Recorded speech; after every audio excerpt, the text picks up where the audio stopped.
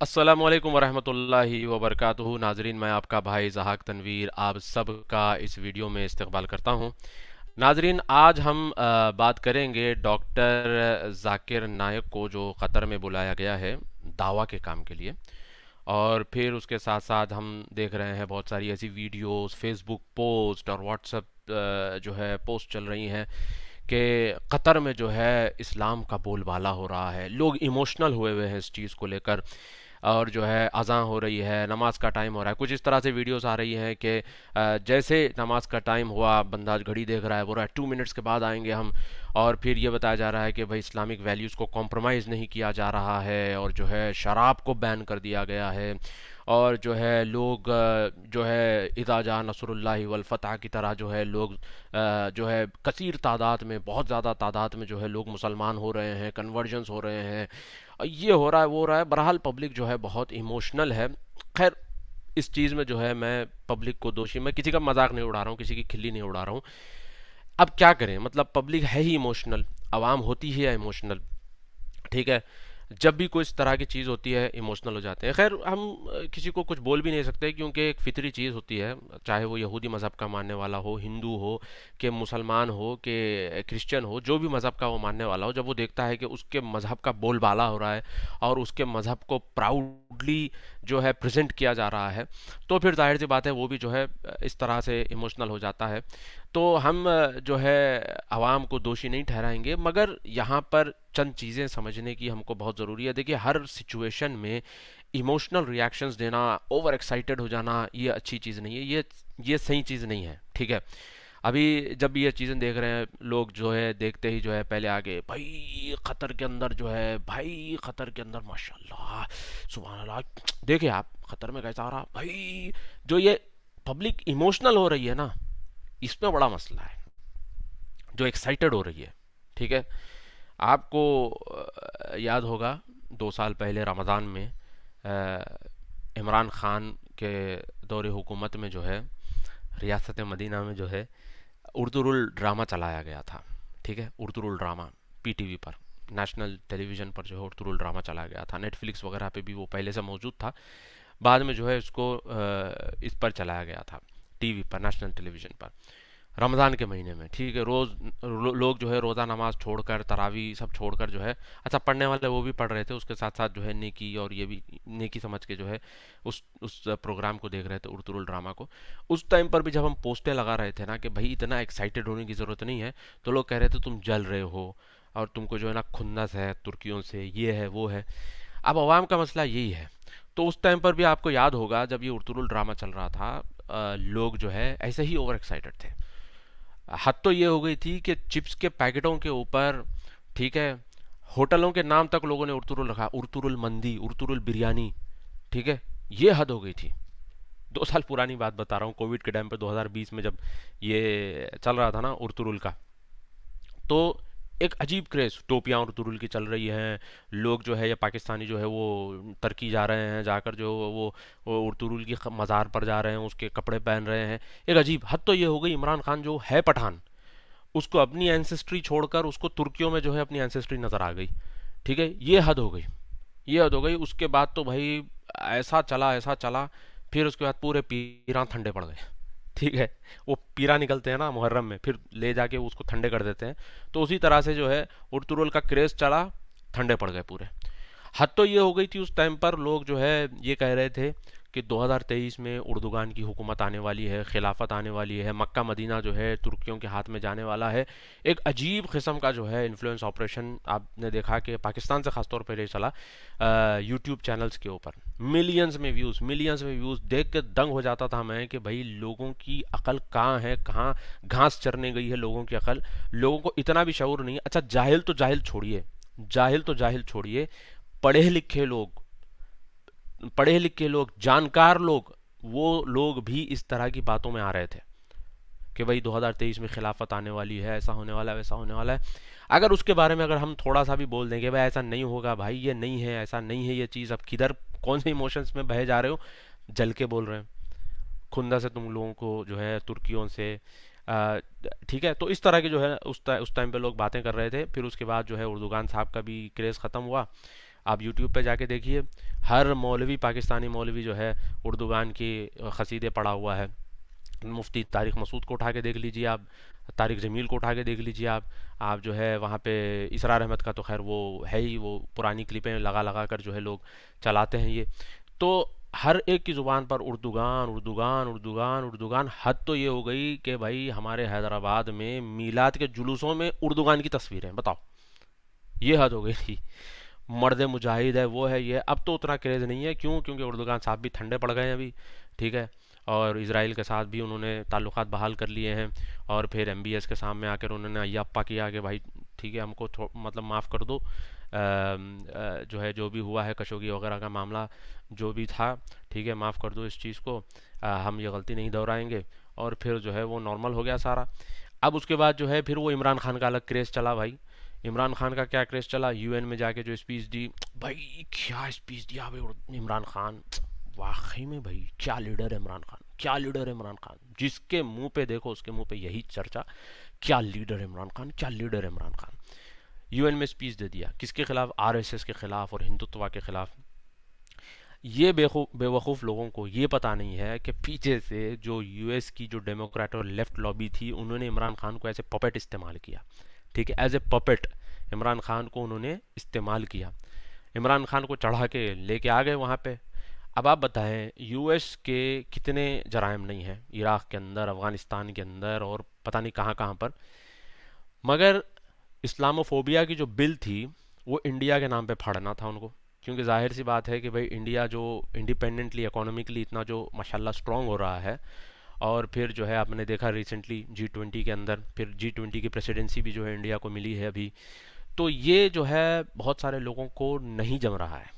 तो जाहिर सी बात है कि उनके अब इंडिया के नाम पर वो इस्लामोफोबिया की पर्ची फाड़ेंगे, इंडिया के नाम पर जो है माइनॉरिटी ऑपरेशन के नाम पर, मुस्लिम जेनोसाइड के नाम पर। यही अल जज़ीरा क़तर का ये मुस्लिम जेनोसाइड की खबरें चलाया था। तो अब मैं ये बता रहा हूँ आप लोगों को कि ये भी जब चला था इमरान खान का, तो पब्लिक ऐसे ही क्रेज़ हो गई थी, जिस तरह से अब क़तर के ये फीफा को ये सब सारी चीज़ें देखकर जो है।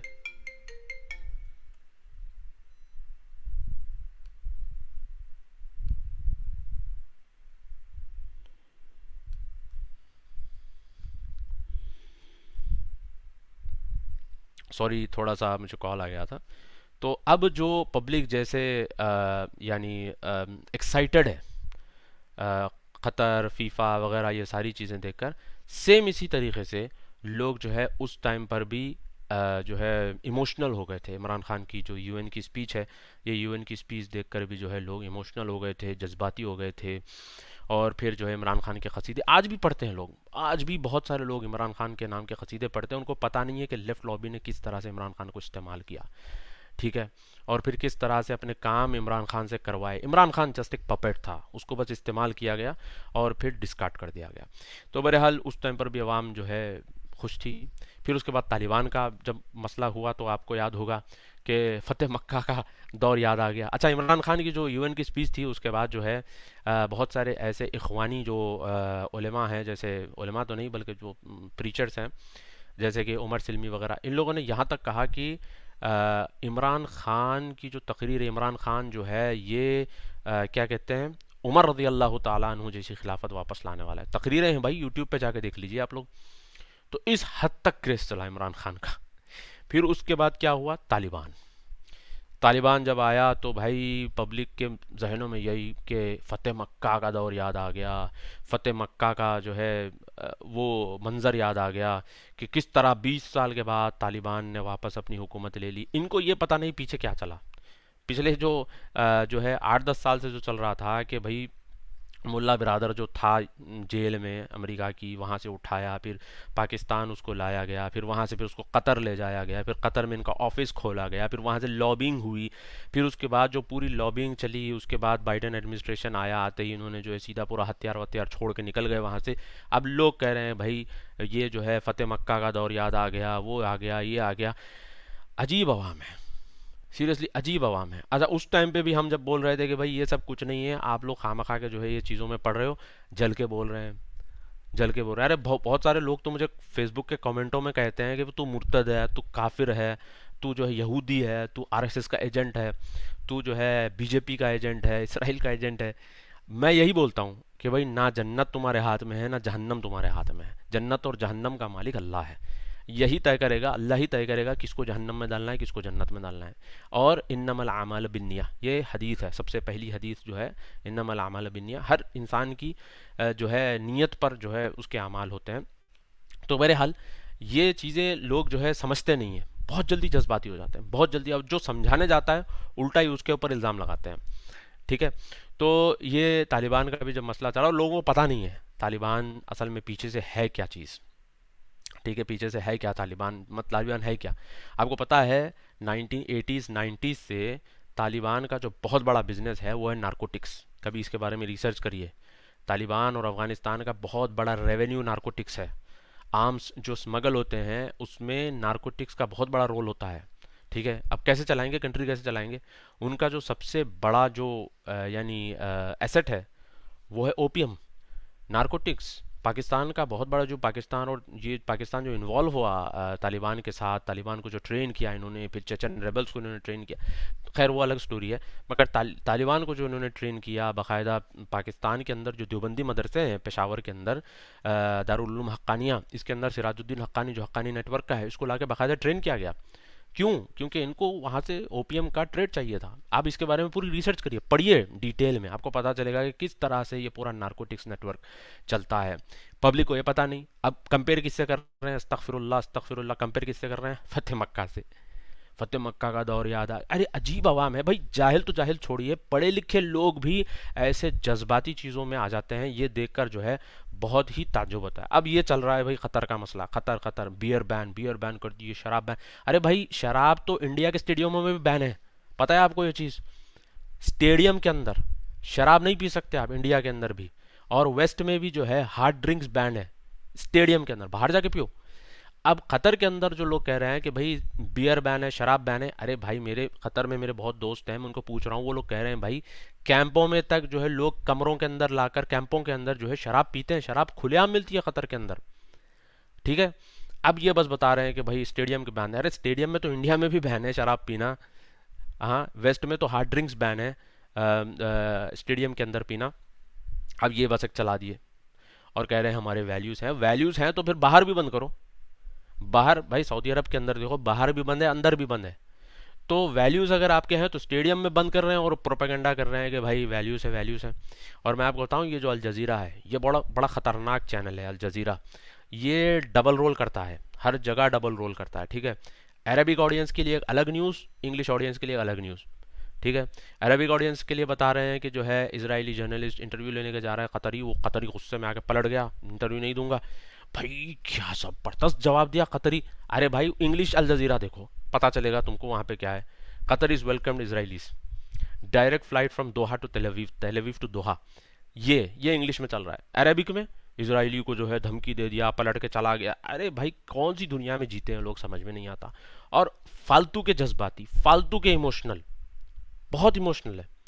गुस्ताव लेबॉन की जो है किताब है द क्राउड, इसके अंदर इसने कहा कि आवाम जो होती है ना, द क्राउड जो होती है आवाम, ये अपने एक बबल के अंदर बुलबुले में जीती है। और जो कहता है कि भाई तुम बुलबुले में जी रहे हो, तो लोग उल्टा उसको ही विलीफाई करते हैं, उसको ही विलन की तरह देखते हैं। तो मसला आवाम का ये है। और मगर मुझे उम्मीद है, मुझे अल्लाह से पूरी उम्मीद है कि जो लोग जो है देख रहे हैं ना, तो पैसिव ऑडियंस बहुत है। मेजॉरिटी जो होती है ये पैसिव ऑडियंस होती है। ये नेगेटिव कमेंट करने वाले, चिल्लाने वाले, चीखने वाले, इनकी कोई वैल्यू नहीं होती, इनकी कोई हैसियत नहीं होती। ये कहीं इन्फ्लुएंस कर भी नहीं सकते, ये खुद की ज़िंदगी में खुद इन्फ्लुएंस नहीं कर सकते हैं। खुद की ज़िंदगी में कोई इनका बड़ा जो है अचीवमेंट नहीं होता। तो ये ना खुद की ज़िंदगी में कोई इन्फ्लुएंस है, ना सोसाइटी पे इनका कोई इन्फ्लुएंस होता है। जो नेगेटिव कमेंट्स करते हैं ये ट्रोलर्स होते हैं, इनको तो बिल्कुल नज़रअंदाज करना है। मगर वाकई में जो पैसिव ऑडियंस होती है वो बड़े गौर से जो है चीज़ों को गौर करती है और सुनती है। तो मैं यही आप लोगों के सामने मैसेज लेके आया था। ठीक है, जो अच्छी चीज़ें हैं, पॉजिटिव चीज़ें, इसको लेना चाहिए। मगर ये चीज़ें देखकर जो आप ओवर एक्साइटेड हो रहे हैं ये सही नहीं है। और मैं आपको एक आखिरी में एक और बात बता दूं कि मुस्लिम ब्रदरहुड यानी कि इख्वानुल मुस्लिमीन जो है ये बड़ा ज़बरदस्त माइंड गेम यहाँ पर खेल रहा है। वो ये है कि एक तरफ जब सऊदी अरब को दिखाया जा रहा है कि यहाँ पे हैलोवीन है, यहाँ पर जो है खुलेआम चीज़ें यानी कि इस्लाम पर यहाँ पर अमल नहीं हो रहा है, दूसरी तरफ कतर को as an alternate Muslim leadership की तरह प्रेजेंट करने की कोशिश की जा रही है। ऑल्टरनेट मुस्लिम लीडरशिप, तालिबान के ऊपर इन्होंने ट्राई किया, नहीं हुआ। उर्दुगान पे इन्होंने ट्राई किया, नहीं हुआ। ठीक है, इमरान खान को इन्होंने ट्राई किया, नहीं हुआ। अब कतर को ये अल्टरनेट मुस्लिम लीडरशिप के तौर पर ये बताने की कोशिश कर रहे हैं। क्यों? क्योंकि मोहम्मद बिन सलमान का जो विजन है 2030 का, एक तो इकोनॉमिकली सऊदी अरब को स्ट्रॉन्ग करना है, दूसरा जो है क्या कहते हैं, मॉडरेट इस्लाम की इन्होंने बात की थी 2017 के अंदर कि मैं मॉडरेट इस्लाम को वापस लाऊंगा। तो अब जाहिर सी बात है, जब मॉडरेट इस्लाम आएगा, जब एक इंक्लूसिवनेस आएगा और मल्टीप्लुरलिज्म जब आएगा लोगों के अंदर, तो भाई ये जो इस्लामिज़म है, जिसकी बुनियाद पर जो बिज़नेस है इन लोगों का, इखवान का या फिर ये जो ऑर्गेनाइजेशंस का, ये बिज़नेस के ऊपर बहुत बड़ा इफेक्ट होगा। दूसरी चीज़ ये है कि इस बिज़नेस से बहुत सारी ऐसी तंजीमें और एजेंसियां हैं, ठीक है, अमेरिका, बरतानिया वगैरह में, फ्रांस वगैरह में, अलग अलग मुल्कों के अंदर एजेंसियां होती हैं, जिसका सर्वाइवल भी इनके एग्जिस्टेंस पर डिपेंड करता है, यानी कि इस्लामिस्ट और इखवान के एग्जिस्टेंस पर इनका सर्वाइवल होता है। तो जाहिर सी बात है, उनको वो मॉडरेट वाला इस्लाम नहीं चाहिए, उनको फंडामेंटलिस्ट और रेडिकल वाला ही इस्लाम चाहिए, वो ताकि ये इस्लाम रहे, फिर इनका भी सर्वाइवल रहे, इनका भी रहे, फिर एक प्रॉपर एक बिजनेस चलता रहे। तो ये इनके लिए बड़ा मसला है। तो इसलिए ये लोग क्या करते हैं कि ये लोग बाकायदा एक ऑल्टरनेट लीडरशिप के तौर पर इसको उभारा जा रहा है, बताया जा रहा है कि भाई देखो ये एक हो सकते हैं ये लीडर्स, यानी कि छोटा है कतर, कम आबादी है, उसके बावजूद भी देखो कितना स्ट्रांग स्टैंड ले रहा है, कितना स्ट्रांग बात कर रहा है, कितना जो है ब्लंटली बात कर रहा है। देखो मतलब एक हीरो के तौर पर प्रेजेंट करने की कोशिश की जा रही है। मैं आपको बता दूं कि एली कोहेन, इसराइली एक स्पाई हुआ करता था एली कोहेन, जो है कमाल अमीन साबित नाम से, ये सीरिया के अंदर गया और डिफेंस, वहाँ का जो डिफेंस मिनिस्टर था उसका वो एडवाइज़र तक बन चुका था। बहुत लंबी स्टोरी है, आप विकिपीडिया पर जाके कभी पढ़ लीजिएगा एली कोहेन के बारे में। तो इसको बाकायदा जो है ना, इसका जब इमेज बूस्ट करना था सीरिया की आवाम के सामने, तो उन्होंने क्या किया, इसराइलियों ने बाकायदा एक बहुत ज़बरदस्त स्ट्रैटेजी की, और क्या किया कि कुछ बंदे मरे तो कहा कि इजरायली मर गए, यहूदी मर गए, और सीरिया ने मारा। और फिर ये जो है किसके थ्रू हुआ, ये कमाल अमीन साबित के थ्रू हुआ, यानी कि उसका इमेज बूस्ट करने के लिए उन्होंने कुछ इस तरह से न्यूज़ फैलाई। भाई ये मैं ये नहीं कर रहा हूँ कि ये इजरायलियों की चाल है, यहूदी की चाल है, उसकी चाल है, इसकी चाल है, कॉन्स्पिरेसी थ्योरी, ये नहीं बता रहा हूँ मैं ये बता रहा हूँ कि भाई जब आपको ये चीज़ें एविडेंट करके दिखाई जाती हैं, तो भाई कुछ ना कुछ इसमें चक्कर होता है। मैं यही कहता हूँ कि भाई आप जुडिशियस रहिए, आप जो है बिल्कुल यानी वाइस रहिए, कंपोज रहिए। हर छोटी बड़ी खबरें जो है उठते ही आप जो है भाई ज़बरदस्त, ये एटीट्यूड आप छोड़ दीजिए, ठीक है। आप जो है कंपोज रहिए, काम रहिए, बिल्कुल आप चीज़ों को जैसे लेना है वैसे लीजिए, और आप अपने असल जो इस्लाम है उस पर आप अमल करिए, कुरान हदीस वाला जो सही दीन है उस पर आप अमल करिए। और फिर हर 2 दिन में जो चमकती चीज़ आपके सामने आ रही है, कभी इमरान खान, कभी उर्दूगान, कभी उर्तुरुल, कभी जो है तालिबान, तो ये हर चमकने वाली चीज़ के पीछे भाई बोल के भागने से अच्छा है कि आप जो है क्या कहते हैं सही दीन पर अमल करिए। यही चीज़ लेके आया था आपके सामने, यही जो है मैं मैसेज लेके आपके सामने हाजिर हुआ था।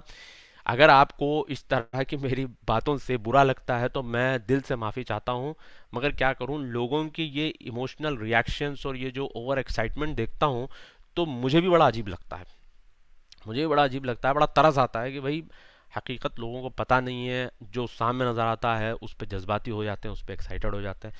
बहरहाल ये चंद बातें लेकर आपके सामने हाजिर हुआ था, और मैं उम्मीद करता हूँ कि आपको ये चीज़ें पसंद आई हैं। अगर आपको पसंद आई है तो आप जो है इस सोच को जो है आवाम तक पहुंचाइए कि जो है लोगों को खुल के सोचना चाहिए, थोड़ा सा ब्रॉड सोचना चाहिए, और हर चमकने वाली चीज़ के पीछे भागना नहीं चाहिए, ठीक है।